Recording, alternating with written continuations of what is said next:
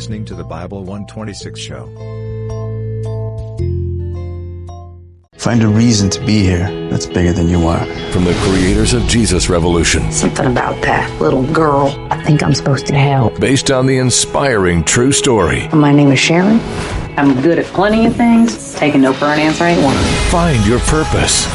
Make a difference. You want to go on an adventure? Yeah. Ordinary Angels. Starring two-time Academy Award winner Hilary Swank and Alan Ritchson. Rated PG. Parental guidance suggested. In theaters now. Chapter 16.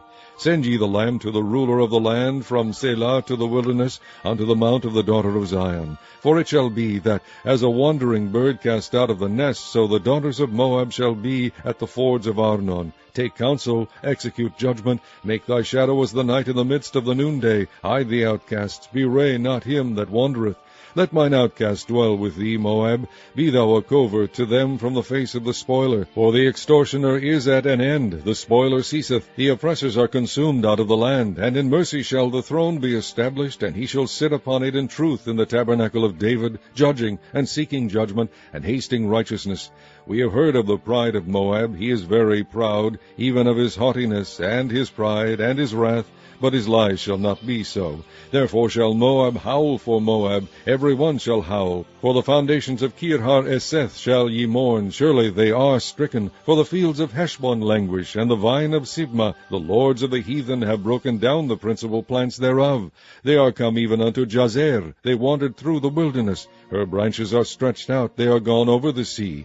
Therefore I will bewail with the weeping of Jazer, the vine of Sibmah. I will water thee by my tears, O Heshbon and Elealeh. For the shouting for thy summer fruits and for thy harvest is fallen, and gladness is taken away, and joy out of the plentiful field. And in the vineyards there shall be no singing, neither shall there be shouting. The treaders shall tread out no wine in their presses. I have made their vintage shouting to cease. Wherefore my bowels shall sound like an harp for Moab, and mine inward parts of Kir-haresh. And it shall come to pass, when it is seen that Moab is weary on the high place, that he shall come to his sanctuary to pray, but he shall not prevail. This is the word that the Lord has spoken concerning Moab since that time. But now the Lord has spoken, saying, Within 3 years, as the years of an hireling, and the glory of Moab shall be contemned, with all that great multitude, and the remnant shall be very small and feeble. Chapter 17. The burden of Damascus. Behold, Damascus is taken away from being a city, and it shall be a ruinous heap. The cities of Aroer are forsaken. They shall be for flocks, which shall lie down, and none shall make them afraid. The fortress also shall cease from Ephraim, and the kingdom from Damascus, and the remnant of Syria. They shall be as the glory of the children of Israel, saith the Lord of hosts. And in that day it shall come to pass that the glory of Jacob shall be made thin, and the fatness of his flesh shall wax lean. And it shall be as when the harvestman gathereth the corn, and reapeth the ears with his arm, and it shall be as he that gathereth ears in the valley of Rephaim.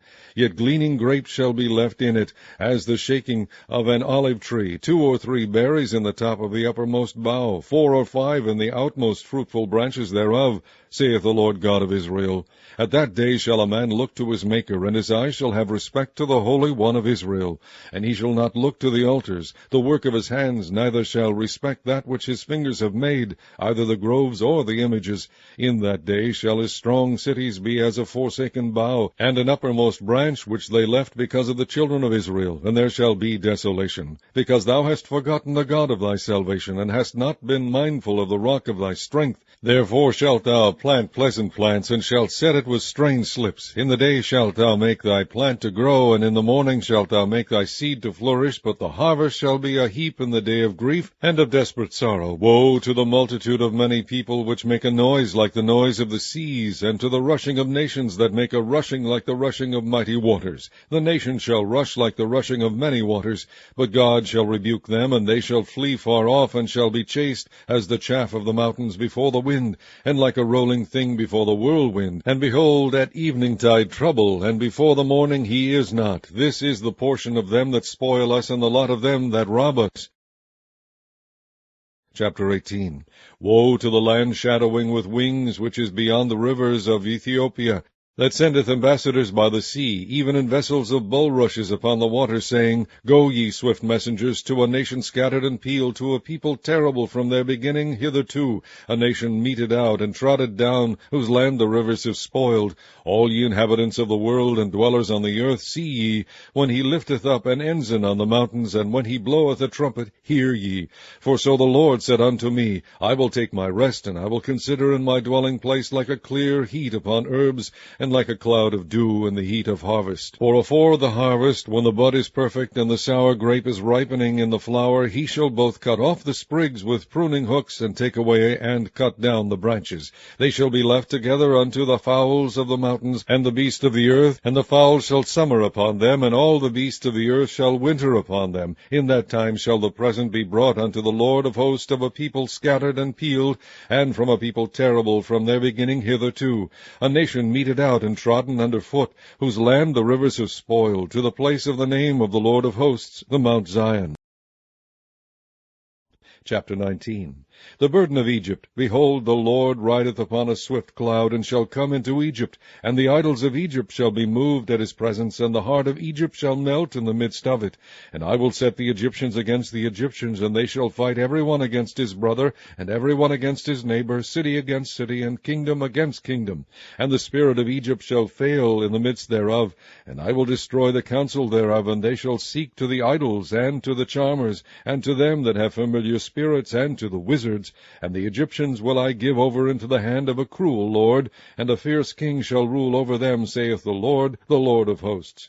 And the waters shall fail from the sea, and the river shall be wasted and dried up, and they shall turn the rivers far away, and the brooks of defence shall be emptied and dried up, the reeds and flags shall wither, the paper reeds by the brooks, by the mouth of the brooks, and everything sown by the brooks shall wither, be driven away, and be no more. The fishers also shall mourn, and all they that cast angle into the brook shall lament, and they that spread nets upon the water shall languish. Moreover, they that work in fine flax, and they that weave network shall be confounded, and they shall be broken in the purposes thereof, all that make sluices and ponds for fish.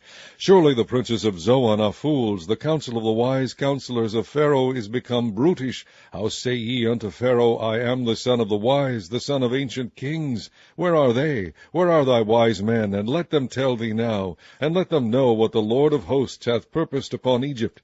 The princes of Zoan are become fools, the princes of Noph are deceived. They have also seduced Egypt, even they that are the stay of the tribes thereof. The Lord hath mingled a perverse spirit in the midst thereof, and they have caused Egypt to err in every work thereof, as a drunken man staggereth in his vomit. Neither shall there be any work for Egypt, which the head or tail, branch or rush may do. In that day shall Egypt be like unto women, and it shall be afraid and fear because of the shaking of the hand of the Lord of hosts, which he shaketh over it. And the land of Judah shall be a terror unto Egypt. Every one that maketh mention thereof shall be afraid in himself, because of the counsel of the Lord of hosts, which he hath determined against it.